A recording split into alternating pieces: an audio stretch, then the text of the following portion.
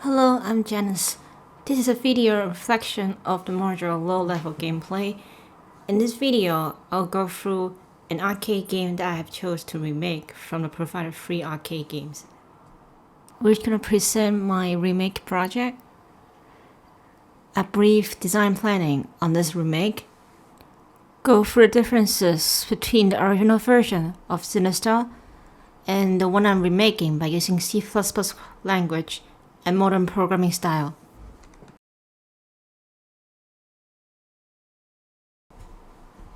So the arcade game I choose to remake is Sinistar. It is a multi-direction shooter from top-down perspective.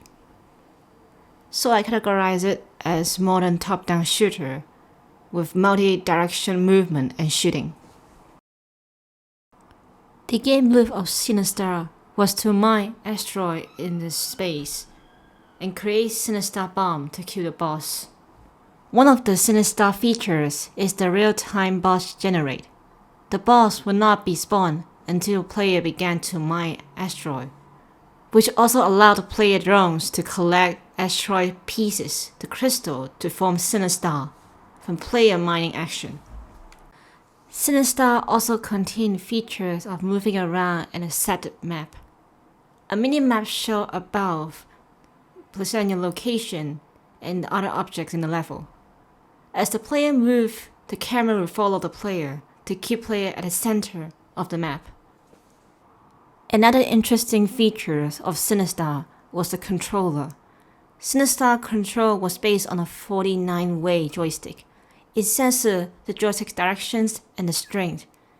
This helped to simulate the floaty action and movement of a spaceship driving under an environment with no gravity.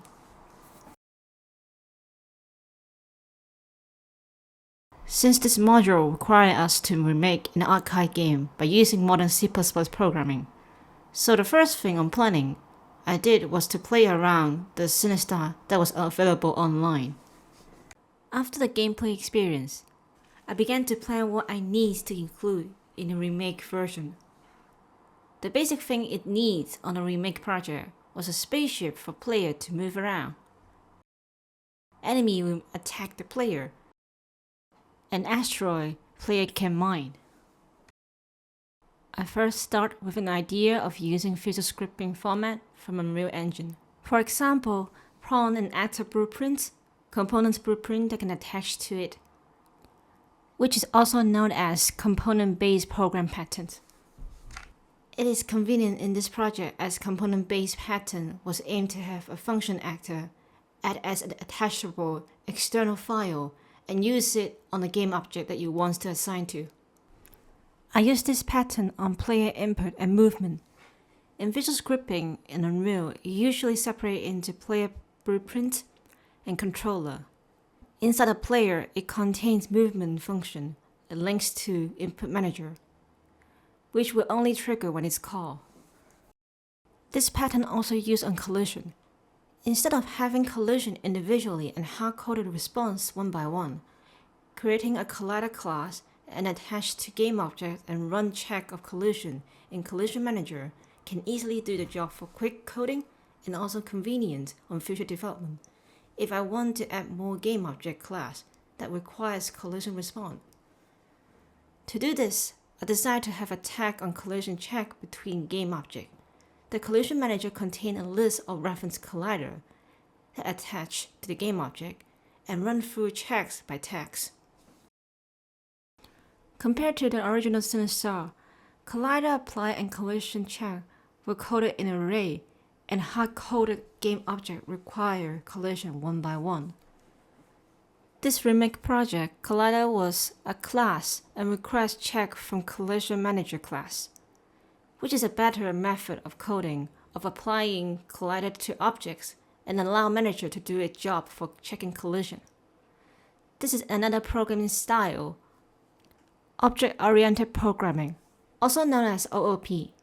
By using OOP on collision method in this project, it provides flexibility on modifying Collision Manager on check collision function.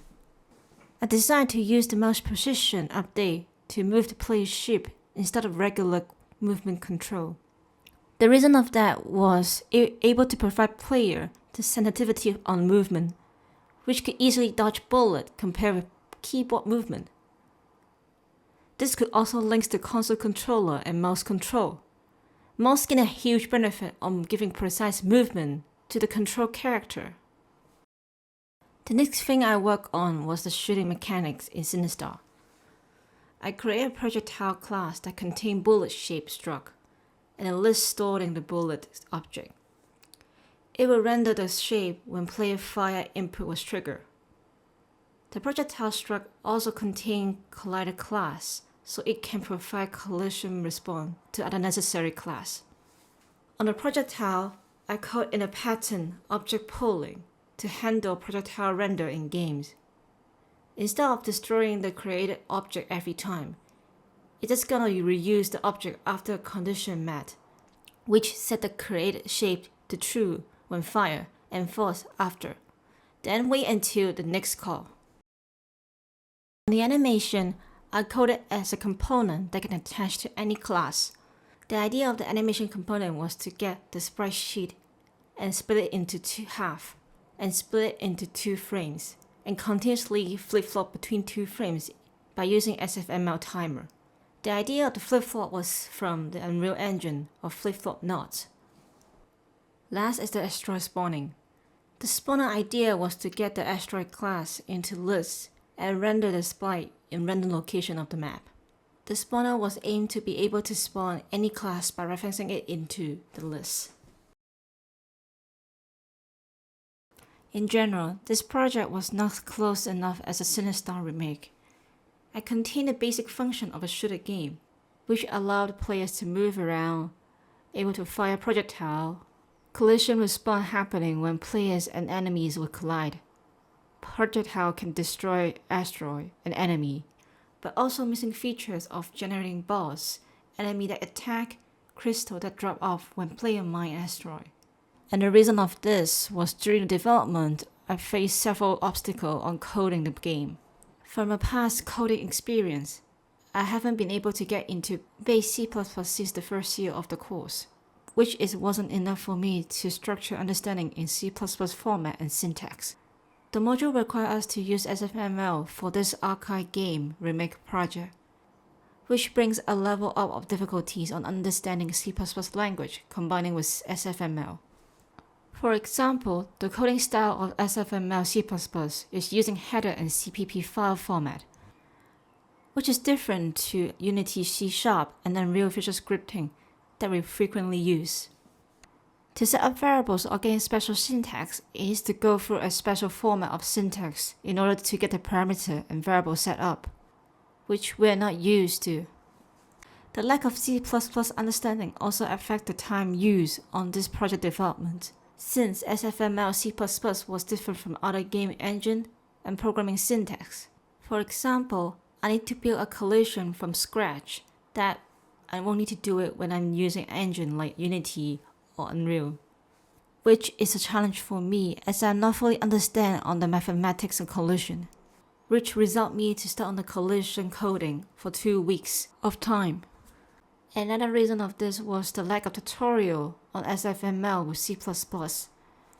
Since SFML is not that common, a lot of tutorial videos that I asked on help were outdated, and one of the final reasons was I often been overcomplicated thinking on the code, which result me to easily get lost between the class relationship. This project gave me opportunity to improve my understanding in programming patterns, and discover some of my class coding could be improved at the very end of the game development, like creating a base class on entity instead of creating individually, or including a projectile manager and store the projectile in there instead of storing the projectile on the character. And this is the end of my reflection video. Thank you.